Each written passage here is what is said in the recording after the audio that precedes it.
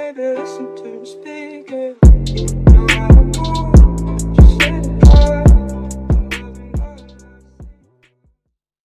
Pop, Perswayable. What's going on, everybody? I gotta say this really quickly. I want you all to know that you're incredibly loved in this world. The hell with the haters and the cynicism. Make sure that you only vibe with people who are in the same wavelength as you. You don't have a lot of time in this world, and you need to make it the best that you can. Do not spend time trying to convince people you are worth being around. People like me, we naturally understand how great you are, and let's do this. So, we have a Dream Witch. Let's see what she's going to do. She's waiting for her minion to come. Now, let's see. She's going to hit a beautiful job, and we're going to see where she ends up going. I think what she was going to try to do right there is hop the window to block them off with the whatever it's called, the fence, the wall, the wooden thing, the wooden planks. So let's see what she's doing. She's going to move on from the coordinator. Doesn't want to waste too much time. However, this is the mercenary. This is going to be very interesting. We're going to leech right here. We're going to hit. Oh, nope, that's not the mercenary. I'm such an idiot. That's the prospector. That is the. Wow, Perswayable. You rusty. You're Rusty the Clown. All right, that was a dumb joke. Goes with the blink, hits the prospector one time. Beautiful job. We're going to see what she ends up doing. She's going to, she's cornering him. She is cornering him. We got two of them. She could, there we go. But he goes in the corner. Beautiful job. That was excellent multitasking. Excellent job, Dream Witch. What this Dream Witch really essentially did, understood where both of her minions were, made sure one was coming and the other one was on the other side to essentially say, hey, no matter where you go, boo-boo, you're going to get smacked in the booty with a spatula. All right, that was a little too far, but whatever. I can't take it back. It's out there for history. It's going to be there permanently. All right, let's see what he's going to do now, or she.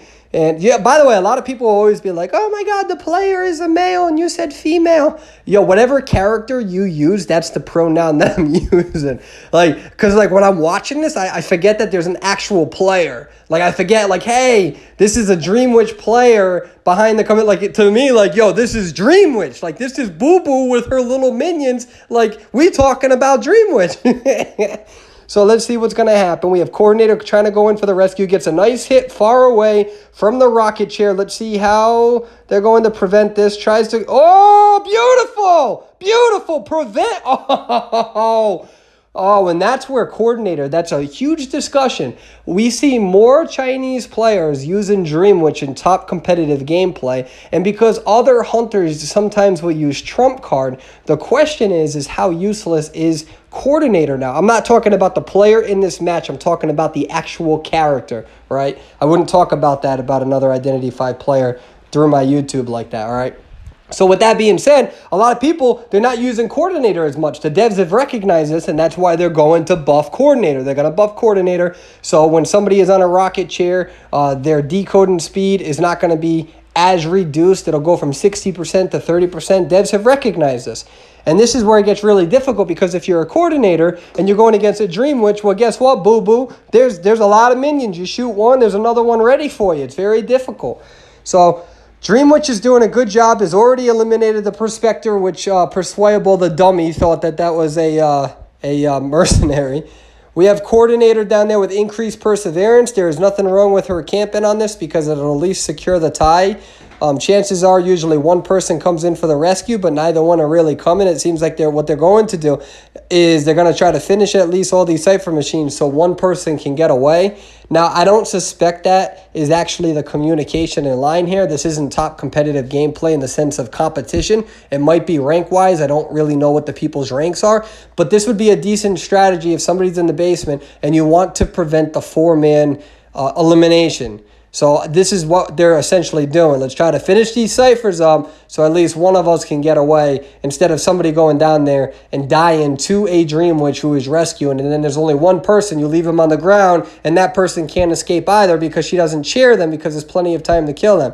So I can understand what the survivors are doing here. That's why nobody went in for the rescue. This isn't this too uncommon of a strategy. The question is are they going to be able to finish this final cipher in time? Dream Witch is coming in, putting a close on to the Enchantress. We're going to see if she's able to pop this in time. Does not look like she's going to be able to pop this in time. And this is going to be a very, very dangerous strategy. The whole point of not going in for that second rescue is to guarantee that both players can finish the last machine, so at least one person can get away and increase the likelihood of a draw. But in this case, you see that the survivors are not decoding together, and that's what makes Legendary Rank Mode very difficult. You don't have communication with everybody. All you have is your in-chat messages. Sometimes people don't really know. Do we let that second person die? Do we go for the rescue? It can be very difficult. This is why the devs have Legendary Rank Mode as 2-player-only parties. All right, let's see where Dream Witch is going to go. She is going to come after the Magician here. Magician has pretty much been able to avoid everything. And she's going to wait for her minion to come. And she's waiting and waiting and waiting. And Enchantress is just, they should be probably separating. But now we're going to see, now she's going to climb this wall. She's going to block this wall off. And notice how she doesn't have the north build. She doesn't have the fence, because she was already able to block the window by hopping it, which means that the Magician is unable to hop it. So Dream Witch users, some of them will use the north build to use the wall to block somebody in, but sometimes they don't and they time it correctly, or even if they decide not to use the top build, what they try to do is they block it by hopping it themselves. That's a very high-skilled play. And it's a high-skilled play because what she did is, what she was able to do is time that correctly. She was able to hop the window so the Magician couldn't get through. And as she was finishing that hopping animation, she was able to use her minion and go in for that first hit. Dream Witch can be very scary. She has a lot of versatility. And a lot of people have been debating about what her overall build is going to be since Trump's card came out. Trump's card is that West Wing, right? Where they remove the Wanted Order. And people are starting to wonder if that's going to be more of the Dream Witch meta. Now, before, a lot of players, they said, no. We need North build so we can block the walls. But in this case, you just saw a Dream Witch who was able to time it correctly without that North build. Now, it gets a little bit more complicated where it's more situational in this regard, because you have to remember that in terms of some players, they're looping you. So it can be harder to really navigate that window area. But they did a very good job. This was beautiful. This was beautiful Dream Witch play. And what you can see is somebody has been done. This is going to be a 4-man victory. This is going to be a 4-man victory, or a 4-survivor, a hunter victory, able to not get them down right there. And she's going to run back over here to get back and have eyesight on the rocket chair. But she knows, listen, I know where this survivor is. My minion just disappeared, right? And I know where this survivor is. I have my tinnitus up in the left-hand corner, top left-hand corner. It's not activated yet. So she knows I don't have to camp this rocket chair. I don't want to camp this rocket chair. I want to go for that 4-person victory. And that's what she's doing, is she's waiting for that tinnitus to activate. She doesn't have any eyesight on this. And she's going to keep moving around. There we go. You see that tinnitus? Now she knows somebody is within a certain amount of meters. And it is my job to try to predict. Oh, this is going to be interesting. Is she going to be able to prevent the dungeon? Here we go. Does she get it? Nope, she doesn't. Beautiful job, Enchantress. Was able to get away. Excellent gameplay, Dream Witch. Thank you very much for submitting. Boom, it is time to look at Ripper's gameplay. Let's go. I think it's Ripper. So we have a Ripper. Oh, there's my boo. Y'all know how I feel about the female dancer. We saw GR use them in the finals. I've been saying for a long time that she is definitely tournament worthy. Not first string, but she's got some tournament worthy features. So if this was anybody other than dancer, I would say don't go over here. And so you're gonna force him to take that down, going for the stun. Hopefully you've increased your stun. There you go. Good discipline.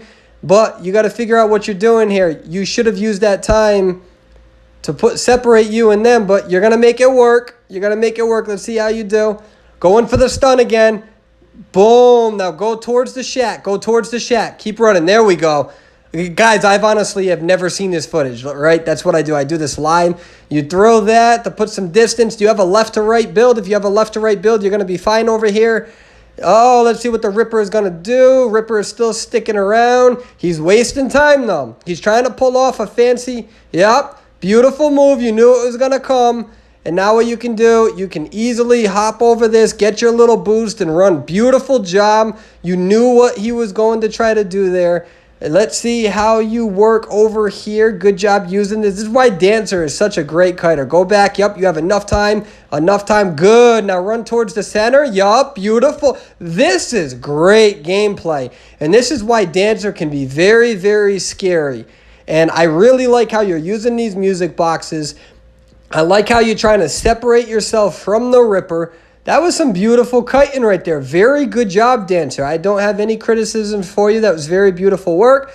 Let's see what the Enchantress is going to do over here. It can be a little difficult. Enchantress doesn't have any of her stuns early game. Allowed that Foggy Blade hit. And we are going to see Enchantress really try to separate. Puts that stun just in time to make sure that she could get that pallet down. Ripper does not want to take these pallets down, but it can be very difficult for him to catch up. However, he may catch up. Enchantress, I do not believe uses that stun, keeps putting distance. Let's see what happens here. Goes through the wall. Beautiful Foggy Blade. Beautiful job. However, they're down to 3 ciphers. And really, now Coordinator's going to go in for the rescue. Coordinator has to be worried about what the Ripper has. Has to be worried. He has his peepers, but can be very difficult against a good Ripper to pull off a rescue as a Coordinator if he gets that Foggy Blade. If he hits you with the Foggy Blade and can follow up with another attack, he's got to be careful not to hit you with a regular attack. He hit her with the regular attack. That was a mistake from the Ripper. It was a good job from the Coordinator, making sure that she took a regular hit. For those who do not understand, he has a Foggy Blade. The idea of using Ripper is you want to hit with your Foggy Blade and not with a regular attack, so you have instant attack recovery, and then you follow up with a regular attack. Coordinator understood this and made sure that she baited a regular attack. If you have Foggy Blade with a regular attack and you're close, it registers as a full attack, and now you have full attack recovery, plus you lose your Foggy Blade. Excellent job from the Coordinator, baiting the hit and making sure that the Dancer was able to separate based on that attack recovery. That, ladies and gentlemen, is how you want to go in for that rescue. Let's see what the Ripper is going to do now. He has full invisibility. He's going to follow up with this. And by the way, I said the Dancer was able to get away. I meant to say the Enchantress. They are at 2 ciphers here. Dancer does not have any more boxes. However, Enchantress, unfortunately, gets put in the basement. And that is going to be very, very devastating for the team. They have to come in and really clinch a good rescue here because against a good Ripper, this can be very, very difficult to pull off. Perfumer is going to go in for the rescue. They only have 1 cipher. Goes and does a good job getting hit. Perfume's back, gets a regular hit, a regular attack. Now there's attack recovery. Perfumer's going to go in for the rescue, and they're going to see. Beautiful job. Perfumer has a down and right build. Perfect for that tide turner. Both have tide turner. They pop the last machine and everybody is up. This is very, very good gameplay. We are going to see if they're going to be able to escape with a 3-man victory. One person just has to do a good job at kiting for a relatively long time, about 45 seconds, and everybody should be able to escape. Beautiful stun from the Enchantress.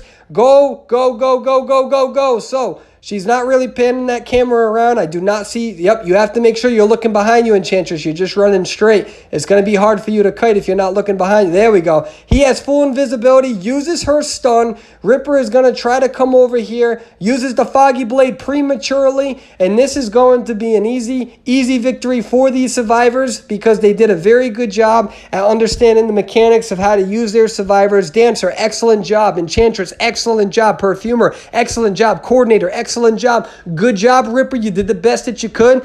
My only recommendation, Ripper, is you need to work on your Foggy Blades. Work on the Foggy Blades so you can prevent the rescue by hitting with a Foggy Blade and forcing a second hit with reduced attack recovery. If you can do that, you can change the entire landscape of the match. Thank you very much for submitting this gameplay. I love you all. Y'all have a good day now. Bye-bye.